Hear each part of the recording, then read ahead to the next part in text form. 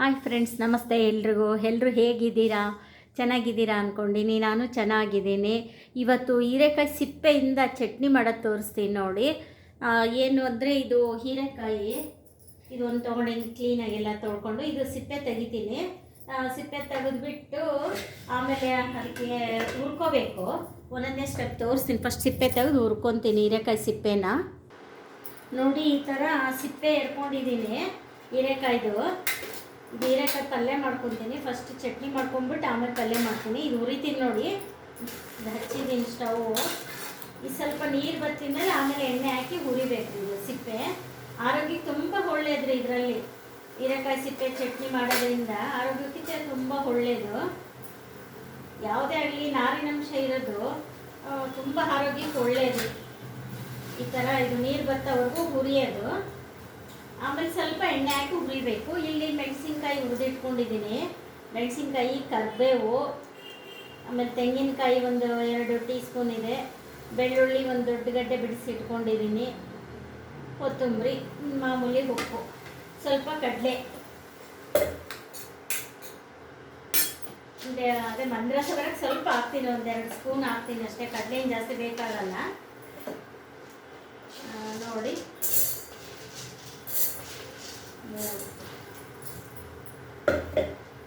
ಒಂದು 4 ಸ್ಪೂನ್ ಹಾಕಿರ್ತೀನಿ ಕಡಲೆ.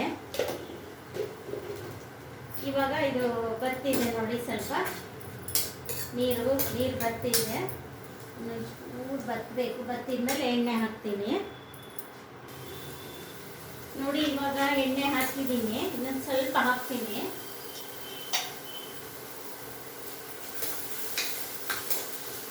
ಎಣ್ಣೆ ಹಾಕಿ ಇನ್ನೊಂದು ಸ್ವಲ್ಪ ತುರಿಬೇಕು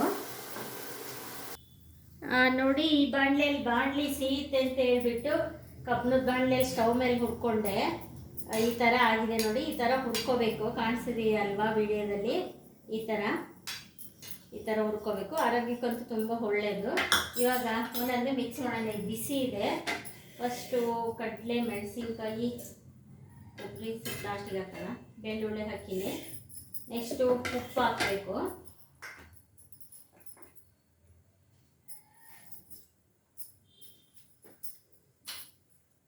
ನೀವು ರುಚಿಗೆ ತಕ್ಕಷ್ಟು ಉಪ್ಪು ಖಾರ ಹಾಕ್ಕೊಳ್ಳಿ. ನಾನು ಇಲ್ಲೊಂದು ಅರ್ಧ ಸ್ಪೂನ್ ಉಪ್ಪು ಹಾಕ್ತಾ ಇದ್ದೀನಿ.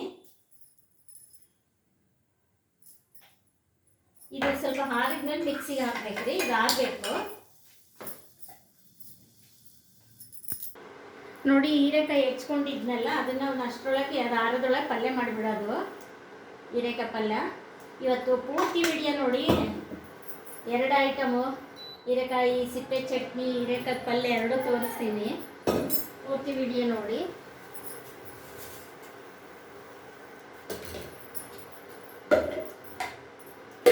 ಅದು ಆರೋವರೆಗೂ ಅಷ್ಟೊತ್ತಿ ಪಲ್ಯ ಒಗ್ಗರಣೆ ಆಗುತ್ತೆ ಅಂದ್ಕೊಂಡೆ, ಅದಕ್ಕೋಸ್ಕರ ಮಾಡ್ತಾ ಇದ್ದೀನಿ.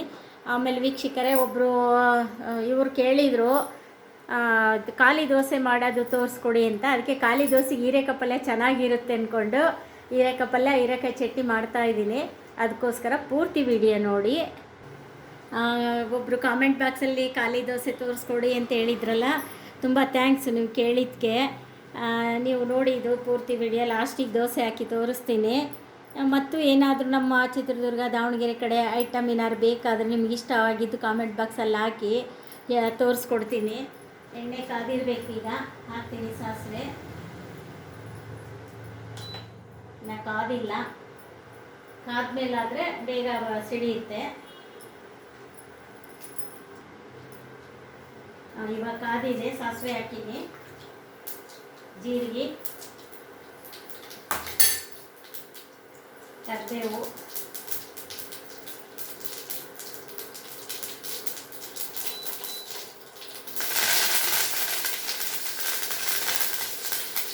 ರುಚಿಗೆ ತಕ್ಕಷ್ಟು ನೀವು ಖಾರ ಹಾಕೊಳ್ಳಿ. ನಾನು ಮೆಣಸಿನ್ಕಾಯಿ ಹಾಕ್ತಾ ಇದ್ದೀನಿ, ಹಸಿಮೆಣಸಿನ್ಕಾಯಿ.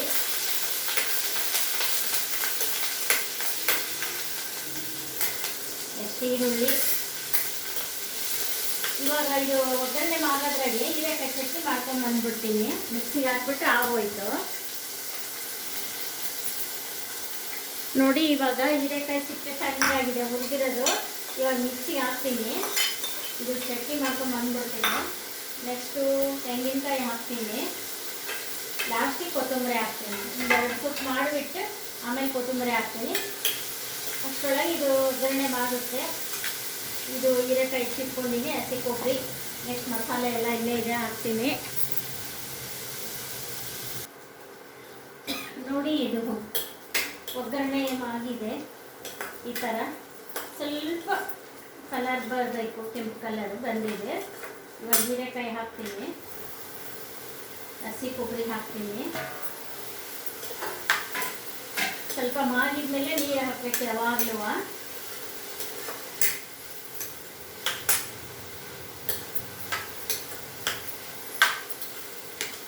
ಇವಾಗ ಹಾಕ್ತೀನಿ ನೋಡಿ. ಇದರಲ್ಲಿ ಒಂದು ಅರ್ಧ ಲೋಟ ಹಾಕಿದ್ದೀನಿ ನೀರು. ನೆಕ್ಸ್ಟು ಉಪ್ಪು ಹಾಕ್ತೀನಿ. ಉಪ್ಪು ಹಾಕಿದ್ಮೇಲೆ ಮಸಾಲೆ ಎಲ್ಲ ಹಾಕೋದು. ಒಂದು ಅರ್ಧ ಸ್ಪೂನ್ ಹಾಕಿದ್ದೀನಿ ಉಪ್ಪು. ರುಚಿಗೆ ತಕ್ಕಷ್ಟು ಹಾಕ್ಕೊಳ್ಳಿ. ನಾನು 1/4 ಸ್ಪೂನ್ ಹಾಕಿ, 3/4 ಸ್ಪೂನ್ ಹಾಕಿ ನೋಡಿ ಇದರಲ್ಲಿ. ನೆಕ್ಸ್ಟ್ ಚಟ್ನಿ ಮಾಡ್ಕೊಂಬರೋದು ನೋಡಿ. ಈ ಥರ ಆಗಿದೆ ಇದು. ಇವಾಗ ಕೊತ್ತಂಬರಿ ಹಾಕ್ತೀನಿ. ಇವಾಗ ಸ್ವಲ್ಪ ನೀರು ಹಾಕಿದ್ದೀನಿ. ಇವಾಗ ಕೊತ್ತಂಬರಿ ಹಾಕಿ ನುಣ್ಣಗೆ ಮಾಡ್ತೀನಿ, ಯಾಕೆಂದರೆ ಕೊತ್ತಂಬರಿ ತುಂಬ ನುಣ್ಣಗೆ ಆಗಬಾರ್ದು. ಇವಾಗ ಪಲ್ಯಕ್ಕೆ ಆಯಿತು, ಚಟ್ನಿ ರೆಡಿ ಮಾಡ್ತಾ ಇದ್ದೀನಿ. ಕೊತ್ತಂಬರಿ ಹಾಕಿ ಮಾಡೋದೀಗ ನೋಡಿ. 1 ಟೊಮೊಟೊ ಹಾಕ್ತಾ ಇದ್ದೀನಿ. ಇವಾಗ ಕುದಿ ಎತ್ತಿದೆಯಲ್ಲ ಹೀರೆಕಾಯಿ, ಕುದೀತಾ ಇದೆ. 1 ಟೊಮೊಟೊ ಹೆಚ್ಚು ಹಾಕಿದ್ದೀನಿ. ಇದು 5 ನಿಮಿಷ ಕುದ್ಮೇಲೆ ಮತ್ತೆ ಹಾಕೋದು ನೋಡಿ. ಚಟ್ನಿ ಎಲ್ಲ ರೆಡಿ ಆಯಿತು ನೋಡಿ. ಚಟ್ನಿ ಎಷ್ಟು ಗ್ರೀನ್ ಚೆನ್ನಾಗಾಗಿದೆ ಅಲ್ವಾ. ಚಟ್ನಿ ರೆಡಿ ಆಯಿತು. ನೆಕ್ಸ್ಟ್ ಪಲ್ಯ ಬೆಂದಿದೆ. ಇವಾಗ ಇದಕ್ಕೆ ಸಾಂಬಾರು ಪುಡಿ ಹಾಕ್ತೀನಿ ನೋಡ್ರಿ. 1 ಸ್ಪೂನು, 1 ಸ್ಪೂನ್ ಸಾಕು ಅನ್ನಿಸ್ತದೆ ಪಲ್ಯ. 1 ಸ್ಪೂನು.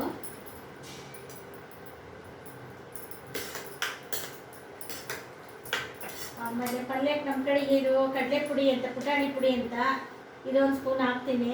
ಸ್ವಲ್ಪ ಇದೆ ಹಾಕಿಬಿಟ್ಟು ಡಬ್ಬಿ ತೊಳೆಯಕ್ಕೆ ಹಾಕ್ಬಿಡ್ತೀನಿ. ಖಾಲಿ ಆದ ತಕ್ಷಣ ಡಬ್ಬಿ ತೊಳೆಯಕ್ಕೆ ಹಾಕ್ತೀನಿ. ಅದಕ್ಕೆ ಖಾಲಿ ಆದಮೇಲೆ ಇದು ಅಷ್ಟೇ. ಸ್ವಲ್ಪ ಹಳೆ ಪೌಡ್ರ್ ಇತ್ತು, ಗುರ ಪುಡಿ, ಇದು ಕಪ್ಪಲ್ಲಿ ಇಟ್ಕೊಂಡಿದ್ದೆ, ಹಳೆ ಮುಗಿಸ್ಬಿಡ್ತೀನಿ ಫಸ್ಟ್. ಇದು 1 ಸ್ಪೂನ್ ಇದೆ. ಈಗ ಇದೆಲ್ಲ ಒಂದು 5 ನಿಮಿಷ ಕುದ್ರೆ ಸಾಕ್ರಿ ಪಲ್ಯ. ಸ್ವಲ್ಪ ನೀರು ಬರ್ತಿದ್ರೆ ಆಗೋದು ಪಲ್ಯ ರೆಡಿ. ಹೀರೆಕಾಯಿ ಪಲ್ಯ ನೋಡಿ. ಪಲ್ಯ ರೆಡಿ ಆಯಿತು. ಹೀರೆಕಾಯಿ ಪಲ್ಯ ಸ್ಟವ್ ಆಫ್ ಮಾಡಿದ್ದೀನಿ. ಈ ಥರ ಸ್ವಲ್ಪ ರಸ್ದಂಗಿದ್ರೆ ಚೆನ್ನಾಗಿ ಹೀರೆಕಾಯಿ ಪಲ್ಯಕ್ಕೆ, ಖಾಲಿ ದೋಸೆಗೆ ತುಂಬ ಚೆನ್ನಾಗಿರುತ್ತೆ. ನೆಕ್ಸ್ಟ್ ದೋಸೆ ಮಾಡೋಣ ನೋಡಿ. ದೋಸೆ ಹಾಕ್ತೀನಿ ಇವಾಗ. ಅದು ಮಸಾಲೆ ದೋಸೆಗೆ ಅದು ನೀರು ಹೊಡಿಬೇಕು. ಇವಾಗ ನೀರು ಹೊಡೆಯಂಗಿಲ್ಲ, ಲಂಚ್ ಕಾದಿದೆ, ಹಂಗೆ ಇದು ಮಾಡಿದ್ದೇನೆ.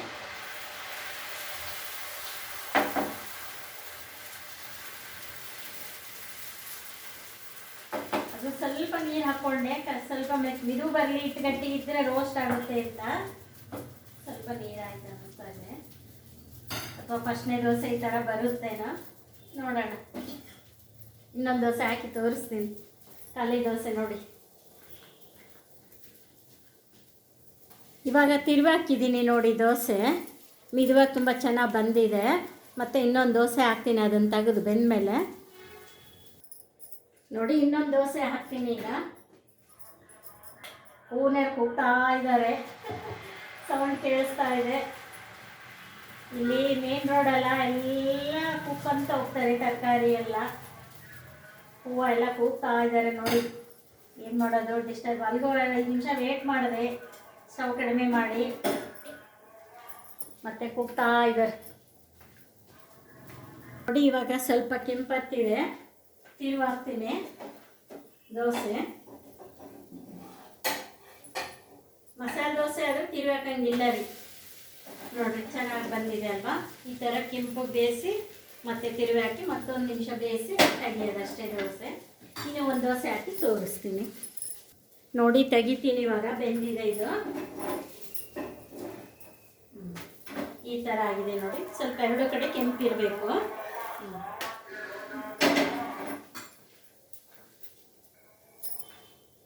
ನೋಡಿ ತೆಗಿತೀನಿ.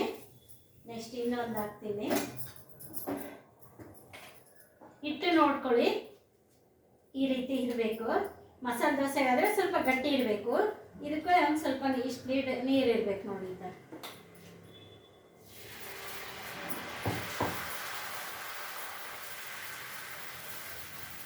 ಕೆಲವರು ಕಪ್ಪಲ್ಲಿ ಕೈ ಆಡ್ತಾರೆ, ನಾವು ಚಮಚದಲ್ಲೇ ಕೈ ಆಡ್ತೀವಿ ದೋಸೆದು. ನೋಡಿ ಎಷ್ಟು ದೊಡ್ಡ ದೋಸೆ ಬಂದಿದೆ ನೋಡಿ ನಮ್ಮದು. ನಮ್ಮ ದೋಸೆ, ತಾಳಿಪೆಟ್ಟು, ಚಪಾತಿ ಎಲ್ಲ ಸ್ವಲ್ಪ ದೊಡ್ಡ ದೊಡ್ಡದೇ ಮಾಡಿಬಿಡ್ತೀನಿ ನಾನು.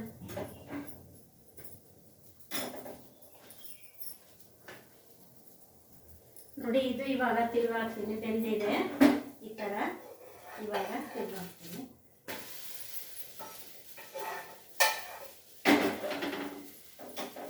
ಸ್ವಲ್ಪ ಮೇಲೆ ಎಣ್ಣೆ ಹಾಕಬೇಕು. ನೆಕ್ಸ್ಟ್ ಇನ್ನೇನು ಆಫ್ ಮಾಡಿಬಿಡ್ತೀನಿ, ಹಂಚಿನ ಹೀಟಿಗೆ ಆಗಿಬಿಡುತ್ತೆ ದೋಸೆ.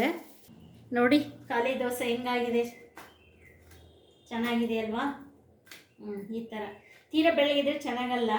ನೋಡಿರಿ ಎಷ್ಟು ಸ್ಮೂತಾಗಿ ಆಗಿದೆ, ಸ್ಮೂತಾಗೂ ಆಗಿದೆ. ಸ್ವಲ್ಪ ಕೆಂಪು ಬೇಯಿಸಿದ್ರೆ ಚೆನ್ನಾಗಿದೆ ದೋಸೆಗಳು, ಬೆಳ್ಳಗಿದ್ರೆ ಚೆನ್ನಾಗಿ ಅನಿಸಲ್ಲ. ಈ ಥರ ಕಾಣಿಸ್ತಾ ಇದೆಯಲ್ವಾ? ನೋಡಿ ನೀವು ಈ ಥರ ಹೀರೆಕಾಯಿ ಸಿಪ್ಪೆಯಿಂದ ಚಟ್ನಿ ಮಾಡ್ಕೊಳ್ಳಿ. ಹೀರೆಕಾಯಿ ಪಲ್ಯ, ಹೀರೆಕಾಯಿ ಚಟ್ನಿ, ಖಾಲಿ ದೋಸೆ ನೋಡಿ ಹೇಗಿದೆ.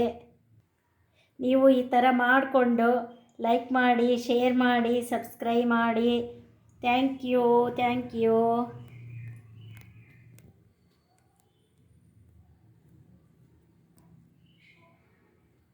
ಕೊನೆಯವರೆಗೂ ವಿಡಿಯೋ ನೋಡಿ. Thank you.